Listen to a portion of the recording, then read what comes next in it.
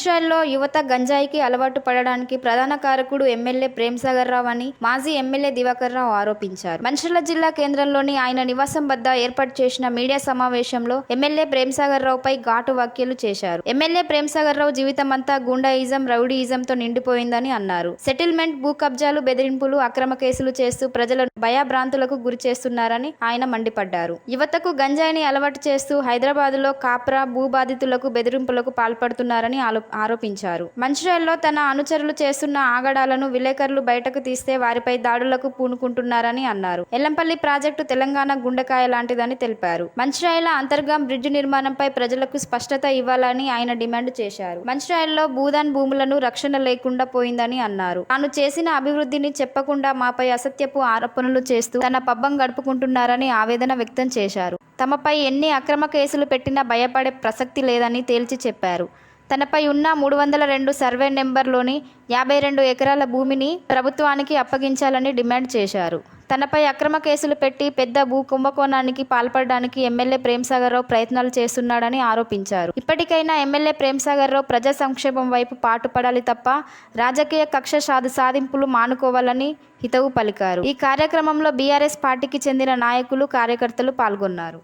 మంచిర్యాల ఈ మధ్యకాలంలో స్థానిక ఎమ్మెల్యే ఆయన మాట్లాడుతుంటే ప్రజలు నవ్వేసుకుంటున్నారు, ముక్కు మీద వేసుకుంటున్నారు. నేను ఎమ్మెల్యేగా ఉన్నప్పుడు, ఇప్పుడు నువ్వు ఎమ్మెల్యేగా ఉన్నప్పుడు ఏమి జరుగుతుందని ఒకసారి ఏ పార్టీకి సంబంధించిన వ్యక్తిని ఒకసారి మొత్తం కాన్స్టిట్యూన్సీ తిప్పిస్తే అది బయటపడుతుంది.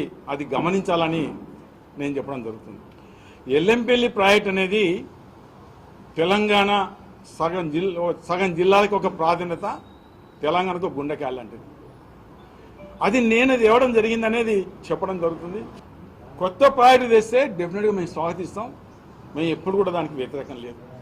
కానీ చాలా కార్యక్రమం వ్యతిరేకిస్తున్నాం. మేము ఎక్కడ వ్యతిరేకిస్తలేవు. అది హాస్పిటల్ కానీ మరొకటి కానీ మంచిర్యాల అంతరం బ్రిడ్జిని ఎందుకు వ్యతిరేకిస్తున్నారయ్యా? ఏ ప్రజలు వద్దంటున్నారయ్యా? చెప్పండి, దానికి సమాధానం చెప్తలేను. ఇది మంచిర్యాల ప్రజలు గమనించాలని నేను మనం చేయడం జరుగుతుంది.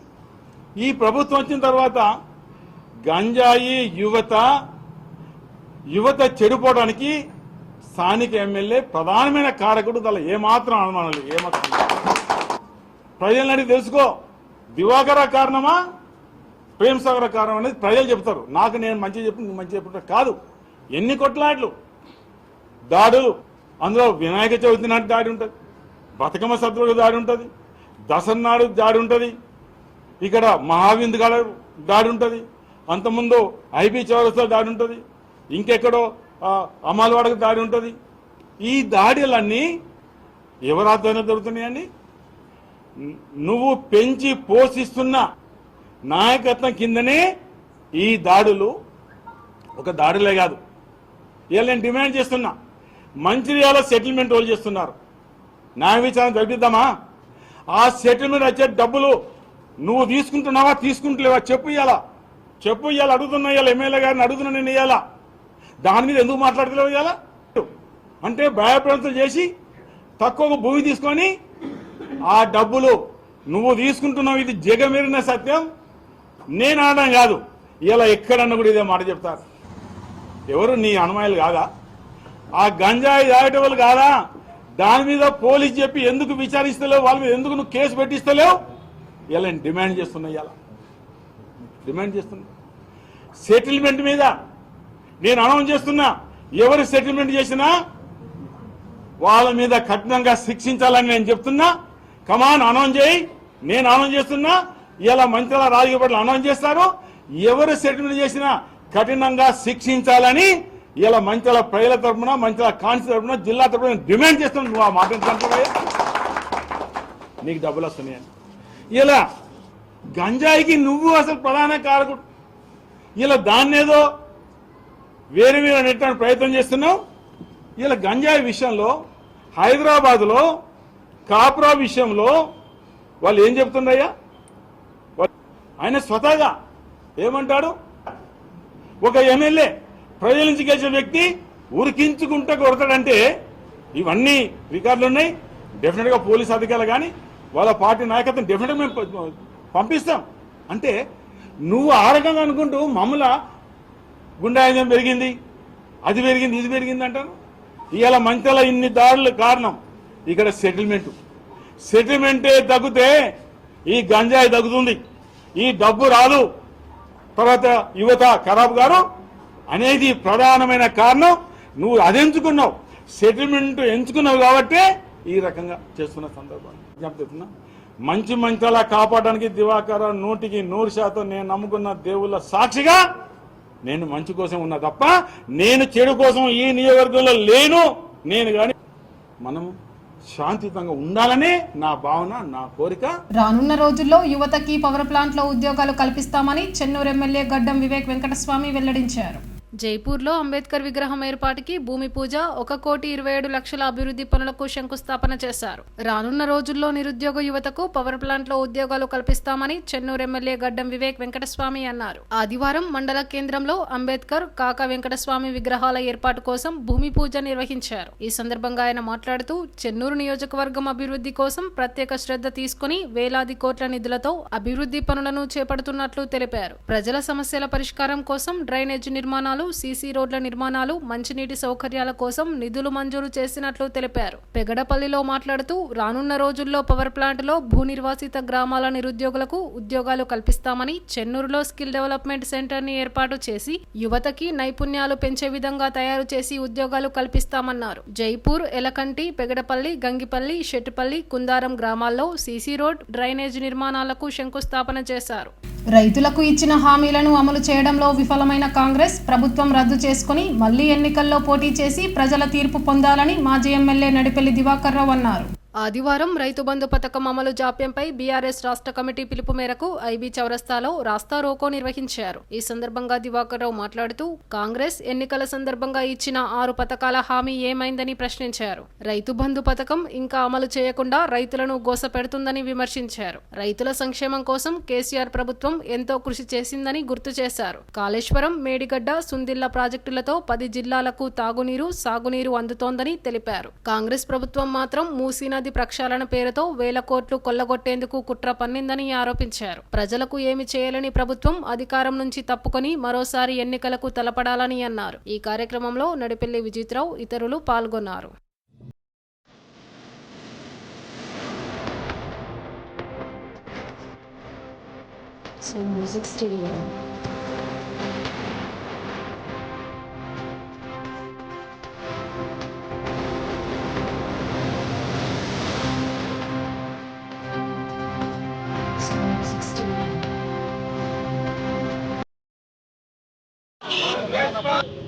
మోసం చేసిన ప్రభుత్వం ఎన్నికల ముందు అమలు కాని హామీలు ఇచ్చి ఓట్లు దండుకొని రైతాంగాన్ని నట్టేట ముంచిన ప్రభుత్వం ఏదైనా ఉన్నదంటే అది కాంగ్రెస్ ప్రభుత్వం అనే మాట కూడా చెప్పడం జరుగుతుంది. కేసీఆర్ నాయకత్వాన ఆనాడు 1,00,000 కోట్ల రూపాయలు రైతు బంధు, రైతు బీమా ఇచ్చి రైతులకు భరోసా ఇచ్చింది కేసీఆర్ గారి ప్రభుత్వం. ఆనాడు మేము మరి ఎకరానికి 5,000 అనే కార్యక్రమం పెడితే 5 కాదు, కాంగ్రెస్ కు ఓటేయండి, ఒక పంటకు 7,500 ఇస్తామని బడాయిలు కొట్టిన బడా నాయకులు ఇలా ముఖం చాటేసుకుంటున్నారు. కాంగ్రెస్ మంత్రులు, ముఖ్యమంత్రులు, కాంగ్రెస్ నాయకులందరూ వానకాల పంట ఇవ్వలేదు. నిన్న చెప్పారు మంత్రి గారు వానకాల పంట ఇవ్వడం లేదని. ఆనాడు ఎన్నికల ముందు తెలియదా? ఇలా తప్పుడు వాగ్దానాలతో ఓట్లు దండుకున్నారు. తప్పుడు వాగ్దానాలతో ఓట్లు దండుకున్న తర్వాత మీరు రైతు బంధు ఇవ్వలేదు కాబట్టి మీకు నైతిక విలువలు ఉంటే తక్షణమే మీ ప్రభుత్వం రాజీనామా చేసి మళ్ళీ ఎన్నికలకు రావాలని నేను డిమాండ్ చేస్తున్నా. ఈ రేవంత్ రెడ్డి గారి ప్రభుత్వాన్ని డిమాండ్ చేస్తున్నా. అదొక్కటే కాదు ఇవాళ 6 గ్యారెంటీ హామీ 6 ఏమైందండి? మహిళలకు 2,500 ఇచ్చారా? ఇవ్వలేదే. 2,000 పెన్షన్ 4,000 అన్నారు, ఇవ్వలేదే. 4 నుంచి 6,000 అన్నారు, ఇవ్వలేదే. నిరుద్యోగ యువతకి నిరుద్యోగ భృతి అన్నారు, ఇవ్వలేదే. మహిళలకు మోపెడ్ అన్నారు, ఇవ్వలేదే. మీరు 6 గ్యారెంటీల్లో ఆ ఒక్క ఉచిత బస్సు మట్టుకు ఏదో కాస్త కోస్త నడుస్తుంది, అది కూడా బస్సులు తగ్గించారు. ఆ గ్యాస్ కూడా సగం మంది రావడం లేదు, కరెంటు కూడా సగం మంది రాలేదు. ఇవన్నీ మీరు చేయలేదు. ఇవన్నీ చేస్తారని అందరు కాంగ్రెస్ ఎమ్మెల్యేలు 6 గ్యారెంటీలు చూపించి ఇక అత్తయ్య ఆగత్తయ్య మీకు ఎన్నికలైన తర్వాతనే డిసెంబర్ 10కే మీకు బ్యాంకులలో డబ్బులు పడతాయని మీరంతా ఓట్లు దండుకున్నారు. ఆనాడు బాగా తెల్ల మోకాలు వేసుకున్నారు, ఇలా నల్ల మోకాలు వేసుకునే పరిస్థితి. ఇలా కాంగ్రెస్ నాయకులకు ఒక దిక్కు ముఖ్యమంత్రి గారు కావచ్చు, ఒక దిక్కు కాంగ్రెస్ ప్రజాప్రతినిధులు కావచ్చు, ఇలా ఏమని చెప్పగలుగుతారు? ఎందుకు ఇవ్వడం లేదు? రైతును రాజు చేసింది ఇలా కేసీఆర్ ప్రభుత్వం. 1,00,000 ఎకరాలకు 1,00,000 కోట్లు ఖర్చు పెడితే 1,00,000 అవినీతి అంటారు. 1,00,000 ఖర్చు పెడితే ఇలా సుందిల్ అన్నారం, మేడిగడ్డ, ఎల్లంపల్లి 10 జిల్లాలకు గోదావరి నీరు ఇచ్చిన ఘనత కేసీఆర్ కు దక్కితే మూసి సుందరీకరణని 1,50,000 కోట్లు దండుకోవడానికి ఈ ప్రభుత్వం, కాంగ్రెస్ ప్రభుత్వం డబ్బు 1,00,000 కోట్లు 1,20,000 కోట్లు జేబులు వేసుకోవడానికి ఇది ఒక పన్నాగం. ఎన్ని వేల ఎకరాలకు వస్తాయా ఏం చెప్పడం లేదు. మేము డిమాండ్ చేస్తున్నాం 6 హామీలు అమలు. అందులో వానకాలం పంట రైతులు మోసం చేసిన ప్రభుత్వం రైతాంగానికి క్షమాపణ చెప్పాలి. మీ ప్రభుత్వం రాజీనామా చేసి తాజాగా ఎన్నికల్లో దిగండి, అప్పుడు ప్రజలు తీర్పిస్తారు. అది ప్రజా తీర్పు గౌరవాలని నేను డిమాండ్ చేస్తున్నా. మంచిర్యాలలో దాడులు చేయిస్తోంది ఎమ్మెల్యే కొక్కిరాల ప్రేమ్సాగర్ రావు అని మాజీ ఎమ్మెల్యే నడిపెల్లి దివాకర్ రావు ఆరోపించారు. తన నివాసంలో ఏర్పాటు చేసిన మీడియా సమావేశంలో దివాకర్ రావు మాట్లాడారు. మంచిర్యాలలో ఏం జరుగుతుందో ప్రజలకు తెలుసన్నారు. గంజాయి రౌడీయిజం చేస్తోంది కాంగ్రెస్ అని అన్నారు.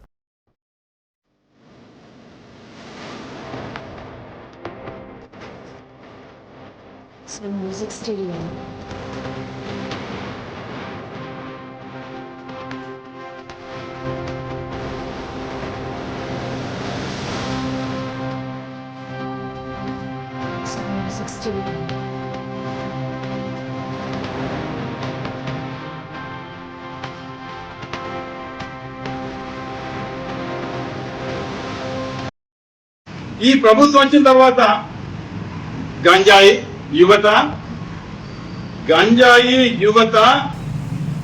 యువత చెడిపోవడానికి స్థానిక ఎమ్మెల్యే ప్రధానమైన కారకుడు. తల ఏమాత్రం అనుమానం లేదు. నేనే అబద్ధం చెప్తలేను. ఇది విచారించు, ప్రజలని తెలుసుకో. దివాకర కారణమా ప్రేమ్సాగర్ కారణం అనేది ప్రజలు చెప్తారు. నాకు నేను మంచి చెప్పుకుంటా కాదు. ఎన్ని కొట్లాడండి, ఎన్ని కొట్లాట్లు, దాడులు. అందులో వినాయక చవితి నాటి దాడి ఉంటుంది, బతుకమ్మ సత్రులకు దాడి ఉంటుంది, దసరా నాడు దాడి ఉంటుంది, ఇక్కడ మహావింద్ కాలం దాడి ఉంటుంది, అంతకుముందు ఐబీ చౌరస్తా దాడి ఉంటుంది, ఇంకెక్కడో అమలవాడకి దాడి ఉంటుంది. ఈ దాడులన్నీ ఎవరాధ్వర్యంలో జరుగుతున్నాయండి? నువ్వు పెంచి పోషిస్తున్న నాయకత్వం కిందనే ఈ దాడులు. ఒక దాడులే కాదు. ఇలా నేను డిమాండ్ చేస్తున్నా, మంచిర్యాల సెటిల్మెంట్ వాళ్ళు చేస్తున్నారు. న్యాయ విచారణ తగ్గిద్దామా? ఆ సెటిల్మెంట్ వచ్చే డబ్బులు నువ్వు తీసుకుంటలేవా చెప్పు. ఇవాళ అడుగుతున్నా, ఎమ్మెల్యే గారిని అడుగుతున్నా నేను. ఇవాళ దాని మీద ఎందుకు మాట్లాడలేవు? ఇవాళ ఎందుకండి సెటిల్మెంటు? ఎందుకు సెటిల్మెంటు అంటే భయప్రాంతం చేసి తక్కువ భూమి తీసుకొని ఆ డబ్బులు నువ్వు తీసుకుంటున్నావు. ఇది జగమెరిన సత్యం. నేను అనడం కాదు, ఇలా ఎక్కడన్నా కూడా ఇదే మాట చెప్తా. మందపల్లి శ్రీనివాస్, నా భర్త అయిన మందపల్లి శ్రీనివాస్ మీద మొన్న శుక్రవారం రోజున కాంగ్రెస్ నాయకులు దాడి చేయడం జరిగింది. ఈ కార్యక్రమంలో నా భర్త ఎలాంటి తప్పు చేయలేదు. ఆయన వెహికల్లో పాపను దించి వస్తుండగా వాళ్ళంతటా వాళ్ళే వచ్చి బైక్ ఢీకొట్టుకొని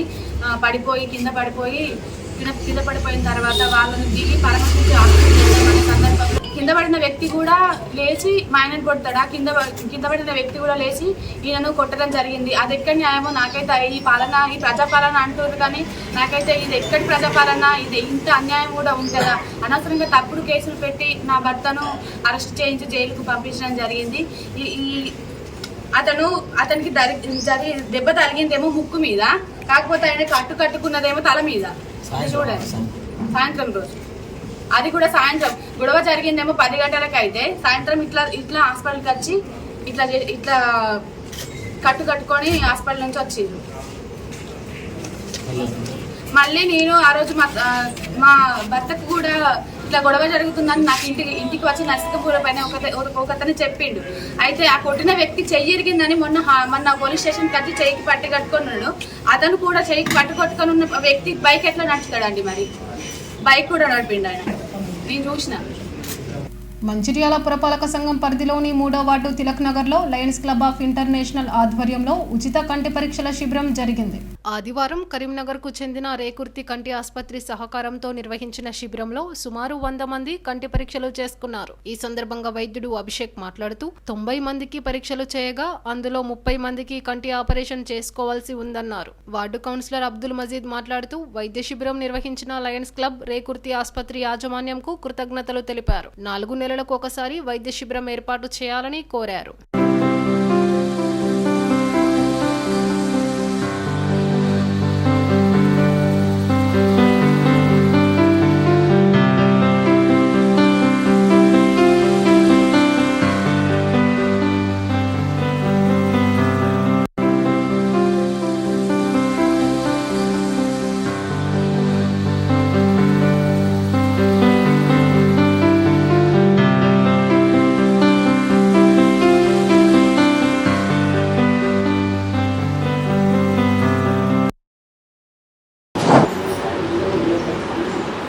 ఈరోజు Lions club of golden Jubilee ఆధ్వర్యంలో తిలక్ నగర్ 3వ నెంబర్ వార్డులో ఉచిత నేత్ర వైద్య శిబిరం నిర్వహించడం జరిగింది.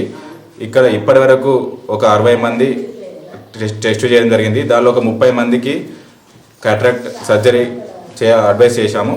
వాళ్ళకి త్వరలోనే అందరికీ మొబైల్ కాల్ చేసి వాళ్ళకి డేట్ చెప్పి వాళ్ళని రేకుర్తి ఆసుపత్రికి తీసుకెళ్లి ఉచితంగా శస్త్రచికిత్స నిర్వహణ జరుగుతుంది. దీన్ని అందరూ ఇక్కడ ప్రజలు సద్వినియోగం చేసుకున్నారు. ఈరోజు 3వ వార్డు తిలక్ నగర్లో Lions club of golden Jubilee Mancherial వారి ఆధ్వర్యంలో ఉచిత కంటి శిబిరం, ఉచిత కంటి చికిత్సా శిబిరంని నిర్వహించడం జరుగుతుంది. ఈ ఉచిత నేత్ర శిబిరం నిర్వహించినందుకు మరియు ఇక్కడ ఈరోజు ఒక 80 నుంచి దాదాపు 90 మంది దాకా చూయించుకోవడం జరిగింది. వారిలో దాదాపు 30 నుంచి 40 మందికి ఉచిత శస్త్రచికిత్స కూడా చేయడానికి వారు ముందుకు వచ్చినారు. వారికి ప్రత్యేక ధన్యవాదాలు తెలియజేస్తున్నా. అదేవిధంగా ఈరోజు విశ్వబ్రాహ్మణుల కమ్యూనిటీ హాల్లో ఏదైతే భగవద్గీత అధ్యయన కమిటీ వారు కూడా ఈరోజు వాళ్ళు జనరల్ టెస్టులు అంటే షుగర్, బీపీ మరియు గుండె మరియు కీళ్ళ నొప్పులు అలాంటి వాటికి వాళ్ళు కూడా ఈరోజు నిర్వహించడం జరిగింది. వారికి కూడా ప్రత్యేకంగా నా 3వ వార్డు ప్రజల తరపున, నా తరపున వారికి కృతజ్ఞతలు, ధన్యవాదాలు తెలియజేస్తున్నా. ఈ విధంగా నిర్వహిస్తున్న ఈ లయన్స్ క్లబ్ వారికి వారికి ప్రత్యేక విన్నపం ఏంటంటే ప్రతి 4 నెలలకు ఒకసారి మా వార్డులో ఇక్కడ, ఎందుకంటే ఇది స్లమ్ ఏరియా కాబట్టి మా వార్డు ఈ తిలక్ నగర్లో ఇలాంటి శిబిరాలు, ఉచిత వైద్య శిబిరాలు నిర్వహించాలని వారిని నా తరపున ప్రత్యేకంగా వినవించుకుంటూ ఈ కంటి శిబిరానికి మరియు ఆ వైద్య శిబిరానికి వాళ్ళు వచ్చిన వారికి అందరికీ ప్రతి ఒక్కరి పేరున ధన్యవాదాలు తెలియజేస్తాను.